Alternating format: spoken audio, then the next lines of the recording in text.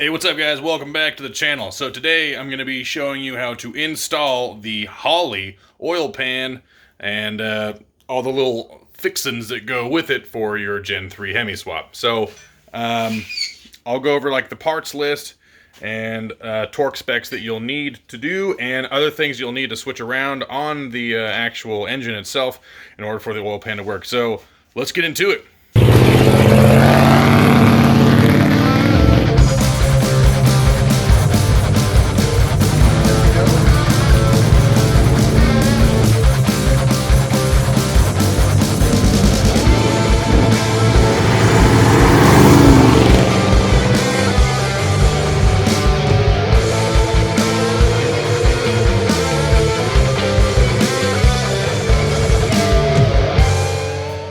Alright, so here is the oil pan.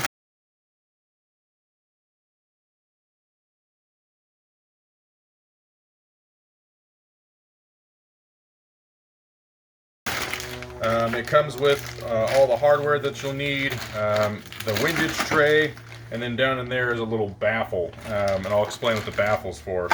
So if you were doing like a factory Hemi oil dipstick tube, so like right here, it shows you like this is like the orientation of the baffle. Like if you did the Holley dipstick, you wouldn't need this. But if you're doing like a factory truck style dipstick, then you'll need the dipstick deflector, and then this baffle just gets bolted down in the same orientation, but you'll use this little deflector here, and that's what this guy is, if you're using a truck style dipstick, because I guess those dipsticks are, they're like bent in a way or shaped in a way that allows you to get into the mid-sump pans, because obviously doing a Gen 3 Hemi Swap, you got to go from a front sump to a mid-sump pan, and that's what this is here. So man, super clean oil pan. Let me get it out of the package first so you guys can see that.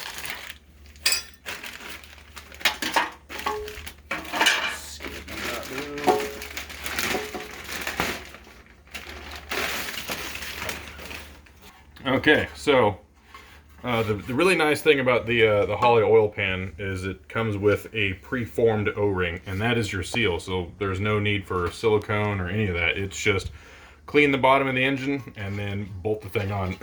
And here's the other cool part, right? So, ooh, that's nice. If you wanted to run a turbo setup on your car, this oil pan is already set up for your drain back tubes. So, you know, you would just buy the correct fittings, install those, and then run your oil lines directly back to the pan. So that's pretty freaking rad. All right, so moving on to the underneath of the engine here, right? So I already kind of got the Holley pickup tube just kind of mocked up, but here's something that you'll need to know. So on the factory pickup tube, right, you know, obviously it bolts right here, but this main cap stud that's sitting over here now, I got a new one, but it was sitting like right here, and the factory pickup tube, this little like bolt-on flange was sitting right here. So what you have to do, because you're going from a front sump to a mid sump pan, is you gotta switch this main cap stud and this main cap stud with like this extra little like screw on there to hold your new pickup tube, because obviously, as you can see, this is a heck of a lot longer than the factory one would be, because I think the factory one was only like, I think it's sitting over there, but the factory one was just sitting like right around, I'm gonna film it, right around here or something like that. So again, being a mid-sump pan, this is now longer. You have to move this main cap stud, or I would recommend getting a new one, from here over to here, and then just swapping this back and forth. So you can, I wouldn't recommend it, but I guess you can just reuse those, you know, main cap studs. I mean, they are torque to yield, but I guess, you know, if you're careful and you torque them down properly and make sure that they're good to go, then I don't think you should have anything to worry about. Also, the torque specs for these main cap studs, it's 28 Newton meters or 20 foot-pounds, like just a hair over 20 foot-pounds, which doesn't sound like much.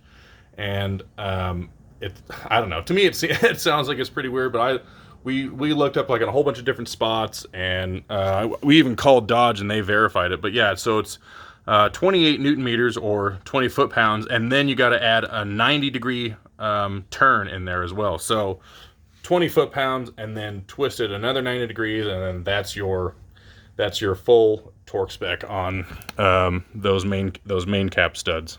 Okay, so I also have my buddy Chico here. I work with him down at Beale Air Force Base. We've been kind of trying to knock a few things out on the engine. But so right now we're just on the oil pan part. So let's start assembling the oil pan and getting up there, and then we'll show you what it looks like when it's all done. Oh geez, getting generous with it. I mean, you caught me in the wrong day. It said a drop, not a bottle.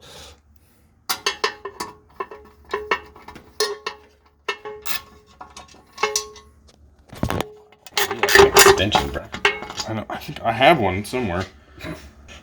Every time I ask you for something, somewhere around here. I mean, I don't know. Okay, so with my 8 to 10 foot-pounds built-in measure torque spec.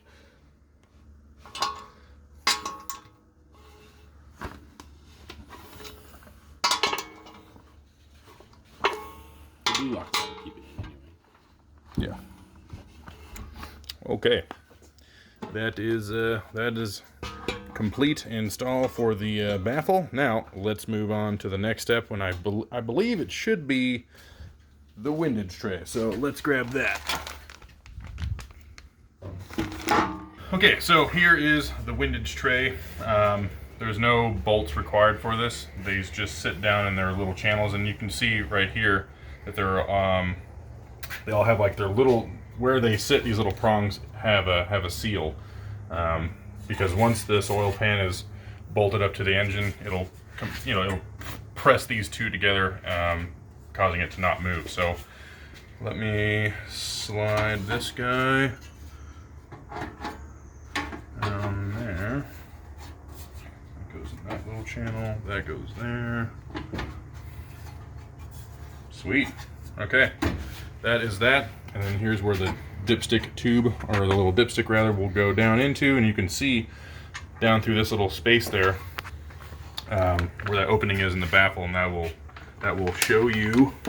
Yeah, that shows you. Come on, yeah, that'll show you right where the dipstick goes down into. So that's pretty cool.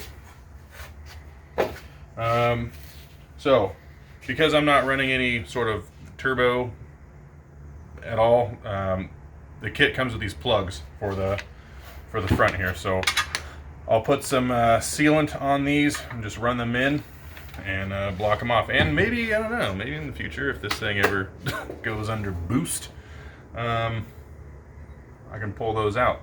Although I don't know if I would ever do turbos. Probably do supercharged, because supercharged Hemi is just the coolest thing ever. So, all right, let me go ahead and plug these off, and then we'll continue. Okay, so in the directions it says to seal it with just some PTFE little thread sealer, and that's, this stuff here. So, all right, go ahead and thread that guy in there, and then I'll do the same thing for the other side. Okay, so now that both of these plugs are sealed, windage tray is on. Now the only thing I need to do is I'm gonna go into here and clean up the surfaces a little bit more. I still got some junk and stuff everywhere. Oh yeah, I haven't even cleaned it yet. So I'm gonna clean that real quick, and then it is time to chuck the oil pan on, and should be good to go. I still need to order myself a dipstick.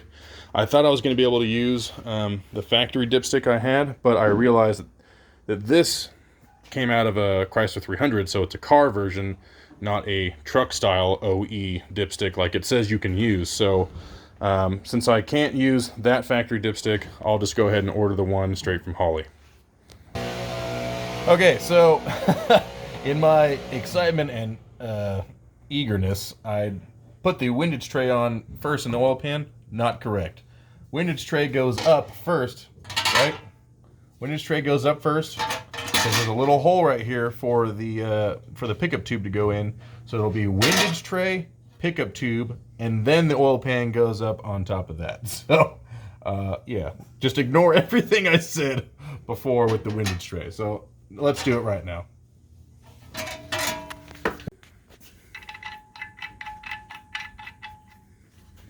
Okay, ladies and gentlemen, oil pan is on, and now it's just snugged on here, just enough so that way I can. I put like 4 dabs of silicone on in each corner, just because like the front main seal and like the rear main seal, you know, they come down in each corner, and they're just like little rubber deals. So I kind of just shaved them flush with the block, whatever, because obviously this oil pan has a big O-ring, so I just shaved those flush.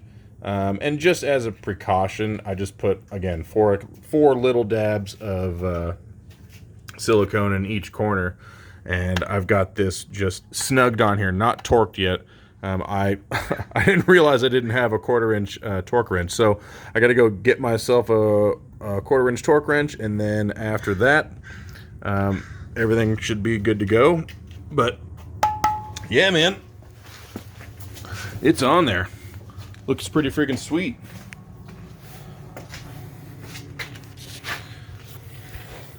Yeah, that looks really, really nice. Now, I did like the look of that that gold iridated Mylodon pan. So what I think I might do at some point is mask everything off and then just paint this gold, because I thought that looked pretty friggin' rad. Either that, or I might paint it orange like the rest of the block. I don't know. I haven't decided yet. But anyway, guys, that is it on the Holley oil pan install for the Gen 3 Hemi.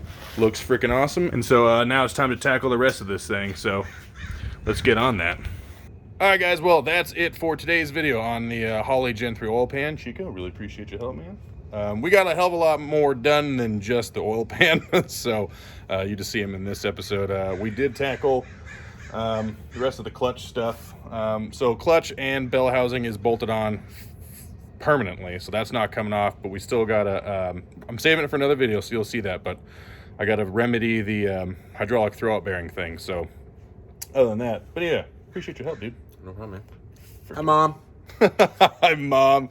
All right, so anyway, if you like what you saw, please subscribe, give me a thumbs up, tell your friends and stuff, and dudes, we will see you next time.